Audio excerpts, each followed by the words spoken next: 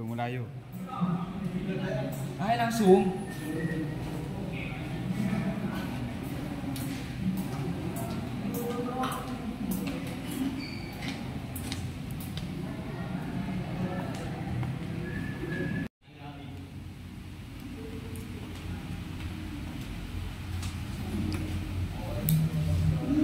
Warahmatullahi wabarakatuh. Waalaikumsalam warahmatullahi wabarakatuh. Kaifa halukum? Alhamdulillah. Selamat siang semuanya. Siang. Baik, sebelum kita mulai pembelajaran, silakan kepada ketua kelas untuk membuka pembelajaran kita pada siang kali ini.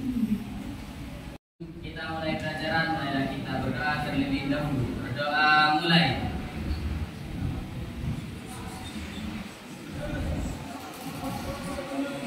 Berdoa selesai. Baik anak-anak, kita mulai pembelajaran pada siang kali ini, melanjutkan pembahasan atau materi di minggu yang kemarin. Dimana minggu kemarin kita sudah membahas sedikit tentang ilmu nahwu, yaitu tentang bahwasannya di dalam ilmu nahwu ada kalam, ada kalimat, dan juga ada tamyiz. Nah, untuk pertemuan hari ini kita akan belajar lebih lanjut tentang rukun-rukunnya kalam, pembagiannya kalimat, dan juga isim atau fi'il yang mabni dan juga yang mudhaf. Baik, kita langsung saja ya. Baik, langsung saja kita mulai pembelajarannya dari rukun-rukunnya kalam. Jadi di minggu kemarin kan seperti ini ya.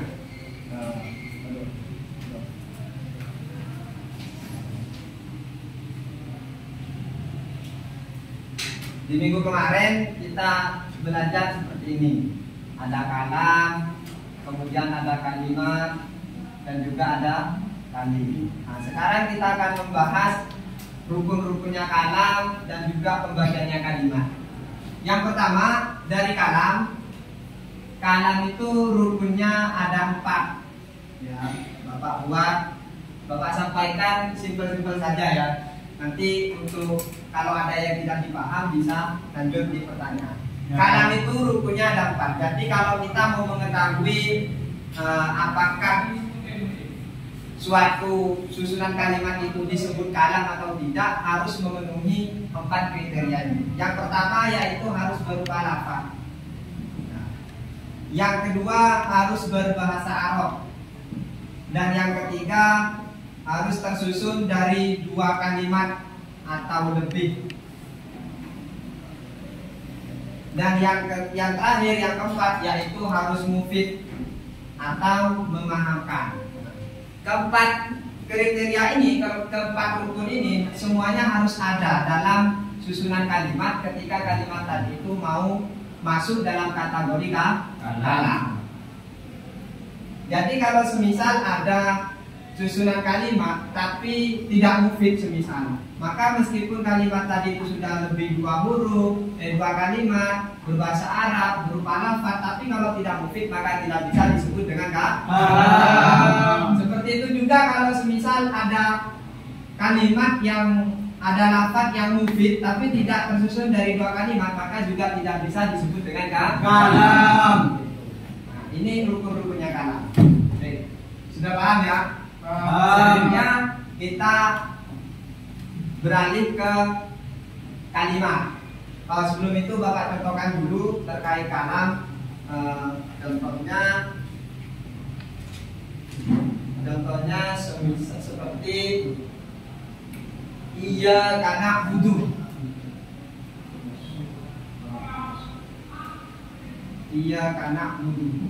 Nah, iya kan ini iya karena butuh. Di sini tersusun dari dua kalimat berbahasa Arab, dan juga ini memahamkan iyakah terhadap engkau Tuhan nak butuh kita menyembah. Jadi kita hanya menyembah terhadap Allah Ta'ala. Ini kan memahamkan dan juga tersusun dari 2 kalimat berbahasa Arab. Maka susunan iya karena butuh aneka bisa atau sudah masuk dalam kategori kata. Selanjutnya kalimat. Kalimat itu dibagi menjadi tiga. Baik. Satu kalimat apa? Isim. Isim. Dua Fi'il. Tiga Huruf. huruf. Dari ketiga kalimat ini, kalimat isim ini ada definisinya tersendiri, fi'il juga ada definisinya. Begitu juga isim ini memiliki tanda dan juga fi'il memiliki tanda. Khusus untuk huruf ini tidak memiliki tanda. Intinya kalau huruf ini selain fi'il selain isim nanti. Baik, kita awali dari isim terlebih dahulu. Isim itu definisinya kalau simpelnya kata yang menunjukkan nama atau benda. Jadi setiap kata yang menunjukkan arti nama atau benda, maka kata tersebut sudah pasti dikatakan kalimat isim. Contoh Zaidun. Zaidun ini adalah nama. Jadi karena Zaidun ini adalah nama, maka dipastikan Zaidun ini adalah kalimat isim. Atau yang berupa benda, semisal kolamun. Kolamun artinya apa? Pena atau bolpen. Sedangkan bolpen itu adalah benda. Oleh karena itu kolamun di sini sudah dipastikan bagian atau termasuk dari kata isim. Itu definisinya. Kemudian untuk tanda-tandanya isim itu ada 4. 1. Tandanya adalah tanwin. 2.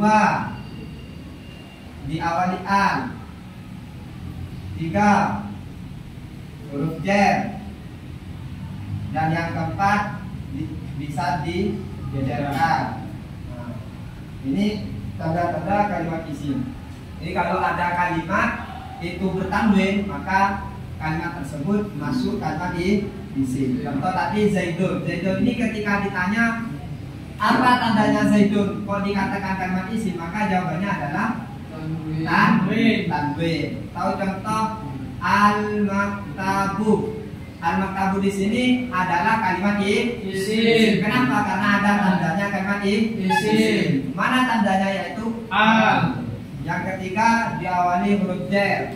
Fil masjidis misal.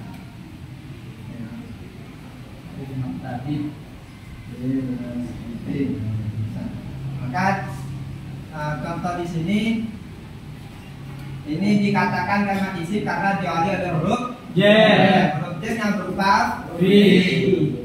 Dan yang terakhir yaitu dijarkan. Ini bisa dijarkan ini ya. Huruf terakhirnya ini bisa dibaca. Selanjutnya kita pada kalimat fi'il. Kalau tadi kalimat isim itu adalah kalimat yang menunjukkan arti nama atau benda, maka kalau kalimat fi'il itu adalah kalimat yang menunjukkan arti pekerjaan. Jadi setiap kalimat yang menunjukkan arti pekerjaan, kolakok, maka itu pasti kalimat fi'il. Contoh nasoroh artinya akon nolong yang sudah menolong. Berarti kalau sudah menolong itu adalah kata pekerja. Maka nasoroh ini disebut dengan kalimat fi'il. Kemudian kalimat fi'il itu dibagi menjadi 3. Bapak hapus dulu ya. Ya, Pak. Kalimat fi'il itu ada 3. 1 fi'il apa? Yang kedua ada yang tahu? Ya, silakan. Fi'il mudhari'. Yang ketiga ada yang tahu? Apa? Jangan pakai tangan kiri ya. Fi'il apa? Fi'il amar. Ini bagian daripada kalimat fi'il. Jadi kalimat fi'il itu dibagi menjadi 3, 1 madhi, 2 mudhari' dan 3 amar. Yang terakhir yaitu kalimat huruf. Kalimat huruf ini tidak memiliki tanda, beda dengan kalimat isim dan tandanya kalimat fi'il belum dituliskan. Tandanya kalimat fi'il itu adalah kot, sin, sofa dan ini ada 4 juga tandanya. Sini ya. Tandanya 1 kot, 2 sin, 3 sofa, nis, nis. Ini adalah tanda-tanda kata fi'il. Jadi kalau ada kalimat jawali kot, maka sudah pasti kalimat fi'il. Ada kalimat jawali sin, maka kalimat tersebut adalah kalimat fi'il. Yang sofa begitu juga, tatanis begitu juga. Untuk huruf ini tidak memiliki tanda. Baik, selanjutnya dari kalimat isim, macam-macamnya isim itu ada banyak sekali. Ya, ada isim mufrad, isim tasniyah, jamak mudzakkar salim, muannats salim dan seterusnya. Kemudian dari sekian banyaknya kalimat isim tersebut, macam-macamnya isim tersebut, isim itu kemudian dibagi menjadi dua. Isim itu dibagi menjadi 2. Ada yang isim itu ada 1 yang mabni, 2 ada yang mu'rab. Yang mabni itu ada 3. 1 mausul, 2 isyarah, 3 dhamir. Dan sedangkan yang mu'rab itu ada berapa? 10. 1 isim mufrad, 2 tasniyah, taksir, salim, Mana salim dengan salim? Dekat. manas, Salud. Manas. 6 Salsa. Depir, 7 mangkus, Maksur 8 Makus. 9 Gerumul Soreb ya. Yang 10 isim yang mudhof, yang Isim mudhof pada yang 5.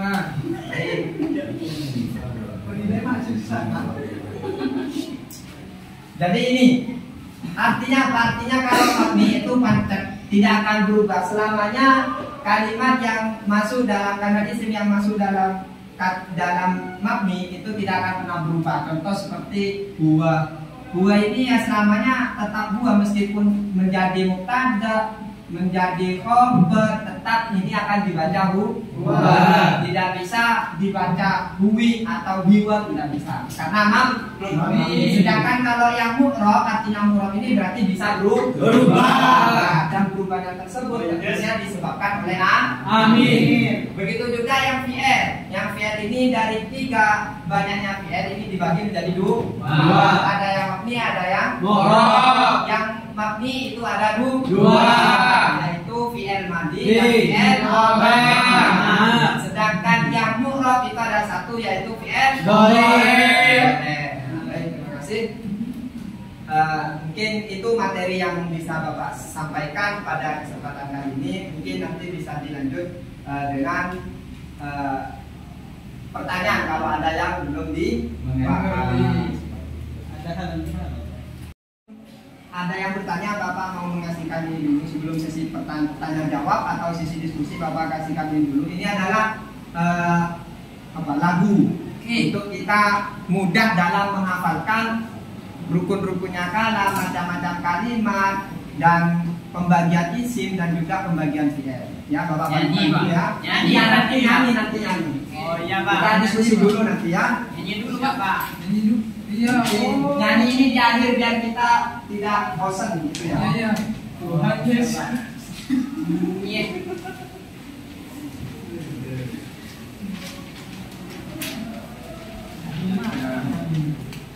Lagunya gimana sih, Pak? Silakan ya, nanti itu di akhir pembelajaran kita nyanyi bersama. Rame. Baik.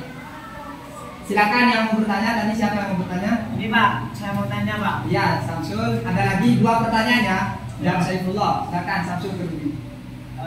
Bismillahirrahmanirrahim. Tadi kan Bapak menjelaskan tentang isim ya, Pak. Ya, Isim Syul. kan tandanya tadi ada 4. Ya. Yaitu al, tanwin, jar, huruf jar.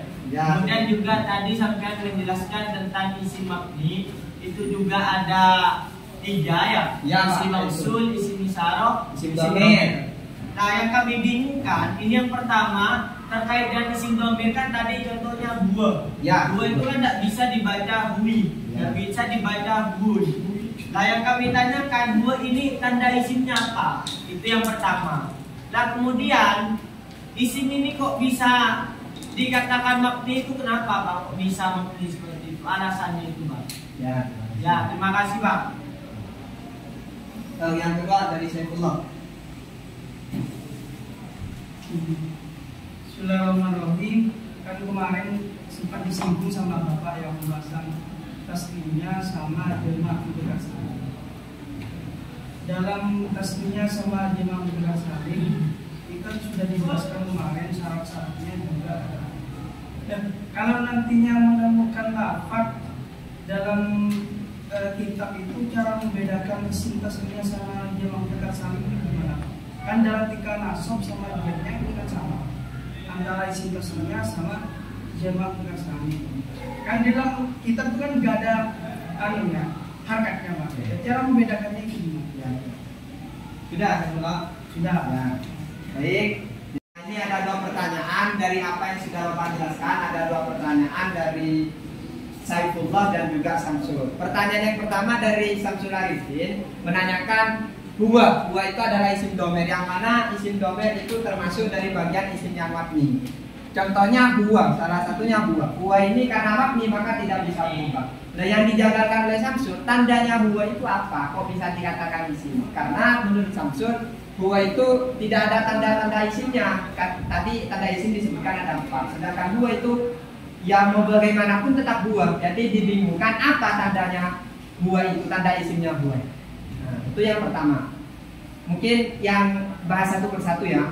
Silakan yang mau menjawab huwa, tanda isimnya huwa. Saya. Oh iya, Bu Siri. Ada lagi? Ada lagi ya, Bu Siri dulu jawab belakang. Bismillahirrahmanirrahim. Terima kasih Bapak Guru. Jadi menurut saya dari yang Pak Guru jelaskan itu tanda isim memang ada 4. Ada tanwin, al, diawali itu apa? Jer, Jer, bisa dijerkan. Nah, apa tandanya buat ini? Tandanya adalah bahwa buat ini bisa memasukkan huruf J. Isim dhamir ini bisa memasukkan huruf J. Contohnya minhu, itu kan ada huruf J-nya. Jadi setiap sesuatu yang gandeng dengan huruf J dinamakan kalimat isim. Itu kan yang Bapak Guru kemarin terangkan. Jadi tetap ada tandanya itu Pak, yaitu bisa dari sana. Sudah, Bu Siri? Ya. Ini ada satu jawaban yang masuk bahwasanya huwa itu huwa, huma, hum dan seterusnya itu tetap dikatakan kalimat isim karena bisa dimasuki oleh huruf jar. Contohnya min hum, min huma, bihi, bihima seperti itu. Nah, jadi karena bisa dimasuki oleh huruf jar, maka huwa, huma, hum dan seterusnya itu tetap dikatakan kalimat isim. Bagaimana? Samsul? Sudah? Boleh. Sudah. Ya sudah, cukup ya sudah. Kalau dari yang lain bagaimana? Mau menambahkan? Ya silakan. Pak Ingaulan. Gini Pak, Bismillahirrahmanirrahim. Terima kasih atas waktunya Bapak Guru. Kalau yang ditanyakan saudara Samsul itu kan mengenai lafaz huwa, dhamir huwa. Sedangkan oleh Mujawid tadi itu membahas tentang Pak, tentang dhamir-dhamir yang lain, kayak dhamir hum, apa tadi huma, min huma itu masih masuk. Sedangkan yang ditanyakan oleh saudara Samsul itu langsung kepada huwanya. Coba contohkan isim masukkan jar huwa. Huwa ya, khususnya huwa. Iya kalau ada. Ya silakan Saifullah. Mau menjawab, Nak? Ya. Belum ketemu Pak. Belum ketemu. Gimana? Yang khusus huwa ada contohnya? Ya. Ya. Bismillahirrahmanirrahim. Jika kalau ditanya buahnya ya Pak. Bagaimana saya pernah memberikan beberapa itu. Domir itu kan ada dua. Ada mutasil, ada mutasil. Kalau domir dua itu kategorinya kalau yang saya ingat mutasil. Nah kalau mutasil itu nggak bisa disambung dengan atau disambung dia dengan kalimat lain. Terus apakah kalau tidak bisa digitukan berarti bukan isim ya bukan isim gitu. Tanda itu kan hanya sebagai penanda bukan sebagai syarat utama bahwa kalimat itu isim. Itu tanda-tanda itu maksudnya kita bisa mengenal isim lebih mudah. Kan kalau yang pertama berarti isim, setelah rupiah berarti isim, kalau yang berarti berarti isim, kalau ada namanya berarti isim. Tampakan itu apa bukan isim ya tetap isim kalau misal nggak ada tanda. Tanda itu hanya sebagai penanda bukan sebagai syarat itu dikatakan isim atau bukan. Itu dari saya. Ya, terima kasih. Kesimpulannya bahwasanya buah itu tetap dikatakan isim meskipun semisal buah itu tidak bisa menerima tanda-tanda isimnya tadi karena karena yang namanya tanda itu hanya sebagai penanda bukan sebuah persyaratan agar suatu kalimat itu dikatakan isim atau bukan. Ya, langsung lanjut kepada pertanyaan yang kedua terkait bagaimana cara membedakan isim tasniyah dengan jamak mudzakkar salim dalam tingkah jar nasab dan jarnya. Karena kalau kita contohkan isim tasniyahnya kan seperti ini, jamak mudzakkar salimnya juga seperti ini. Ini cara membedakannya seperti apa? Ya, silakan yang menjawab. Saya Kaulan, saya Mubarok, silakan. Ya, saya dulu Pak. Ya. Ya, Bismillahirrahmanirrahim. Jadi menanggapi dari pertanyaan saudara Saifullah yang mengatakan dari segi apa kalau kita mau membedakan antara isim tasniyah dengan juga jamak mudzakkar salim ketika waktu nasab dan jar. Kalau kita lihat atau kita mengingat waktu zaman dulu kita mondok itu di dalam nadhum alfiyahnya sudah ada. Jadi kalau lafaz nadhum alfiyahnya itu seperti ini kalau nggak salah. Wa nunu majmu'i wa ma bihil tahaq Haftar wa qallaman bi kasrin wa nunu ma'kuliyah wa nunu hakim bi asida kastamalu fathah. Jadi letak perbedaannya di situ sudah dijelaskan. Kalau misalkan jamak mudzakkar salim, maka setelah ia itu dikasih harokat fathah. Itu tandanya. Setelah harokat ia mati itu berharokat fathah. Itu kalau tanda jamak mudzakkar salim. Wa nunu ma'kuliyah wa nunu hakim bi asida kastamalu fathah. Sedangkan kalau jamak kayak isim tasniyah itu setelah iya-nya itu berharokat kasroh seperti itu. Jadi tapi ada sih fakta kalau kamu dikasihin atau ada yang sebagian tapi cuma sedikit. Yang lumrahnya seperti itu Pak kalau mau membedakan antara isim tasniyah dan juga jamak mudzakkar. Silakan Pak Ibu Barok. Terima kasih Pak Guru waktunya. Jadi kalau saya menjawab kalau tadi saudara Pak Ik menjawab yang ditandain itu setelah dia, maka saya menjawab yang menjadi tanda itu adalah sebelum dia. Artinya kalau jamak kalau isim tasniyah dulu ya Pak. Kalau isim tasniyah maka sebelum dia itu berharokat fathah. Kalau jamak mudzakkar salim sebelum dia itu berharokat kasroh. Contohnya kalau di yang saya contohkan kalau kemudian kalau isim tasniyah muslimah ini artinya sebelum iya fathah, kalau jamak mudzakkar salim sebelum iya itu kasroh mudzakkar salim muslimi. Nah, Kesimpulannya Saifullah dan teman-teman yang lain, cara membedakan kalau kita menjumpai di kitab tulisan yang seperti ini sama persis tulisannya, cara kita membedakan mana yang isim tasniyah dan mana yang jamak mudzakkar salim, maka cara membedakannya ini. Yang pertama, sebelum iya-nya itu berharokat apa? Berharokat fathah atau kasroh. Kemudian setelah iya-nya berharokat kasroh atau fathah. Itu yang bisa membedakan. Kalau isim tasniyah maka sebelum iya-nya itu berharokat fathah dan setelah iya-nya berharokat kasroh. Contoh muslimah ini itu yang isim tasniyah. kalau yang jamak mudzakkar salim, ya, kalau yang jamak mudzakkar salim sebelum iya itu berharokat kasroh, dan setelah iya huruf terakhir itu berharokat fathah. Jadi sudah bisa dibedakan ya, mana yang jamak mudzakkar salim dan mana yang isim tasniyah. Nah, sudah dipahami ya? Oke. Ada lagi yang mau ditanyakan? Tidak ada ya, sudah paham semua ya. Sebelum kita akhiri pembelajaran, tadi kita nyanyi dulu biar semangat. Siapa yang mau mimpin nyanyi? Andi. Saya Pak. Saya yang nunjuk ya Pak. Saya Pak. Jadi Nama Faik, saya Pak mimpin dari rukun-rukunnya kalah. Maju Pak, maju aja Pak ke depan. Yang mimpin maju. Iya, Ya, di situ aja ya. Ya, di situ aja. Pak. Yuk, kita bareng-bareng. Bismillahirrahmanirrahim. Rukunnya kalam semua dan berupa lafaz dan berbahasa Arab, tersusun harus bisa memahamkan, itulah rukun-rukunnya kalam. Kalimat itu dibagi jadi tiga. Satu kalimat isim artinya benda, dua kalimat artinya kerja, ketiga huruf tak punya tanda. Dari sisi dari awalnya huruf-huruf dan juga ada di awalnya bertanwin dan juga bisa dijerkan di akhir, itu luar biasa.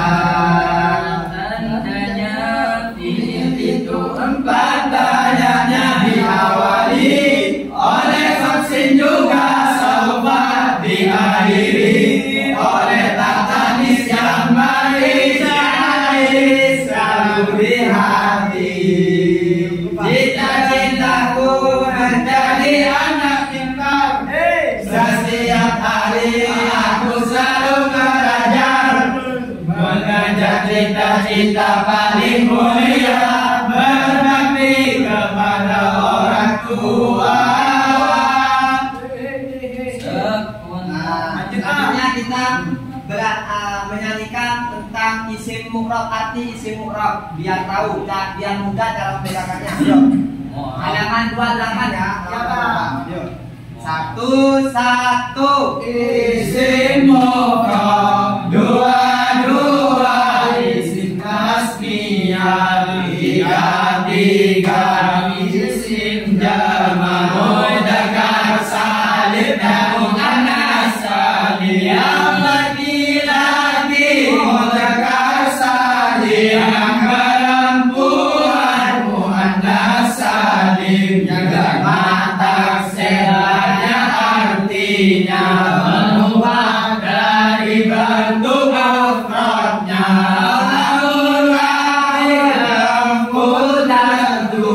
Itu semua isim yang lima yang bertanwin ghairul munsharif. Satu dan dua itu ilahnya.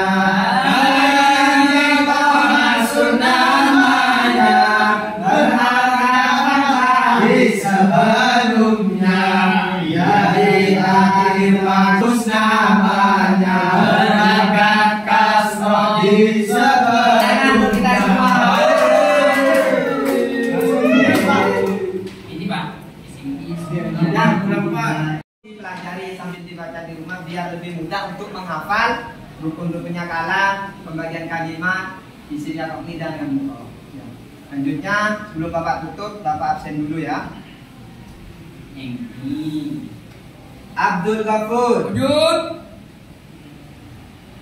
Ahmad Faik Mubarak, Aldir. Erwin Maulana, Faik Aulan, Hadir Pak. Fathur Rasi, Usdul Muluk, Mana Idul Enfa, Gunung.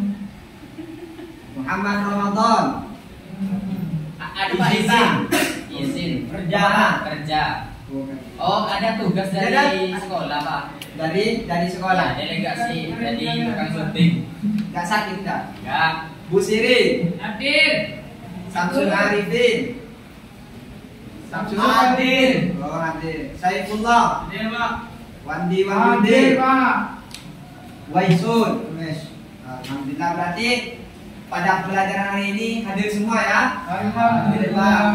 Baik. Cuman tetangganya. Sekarang Bapak hadiri pertemuan kita dengan pembacaan doa kafaratul majlis.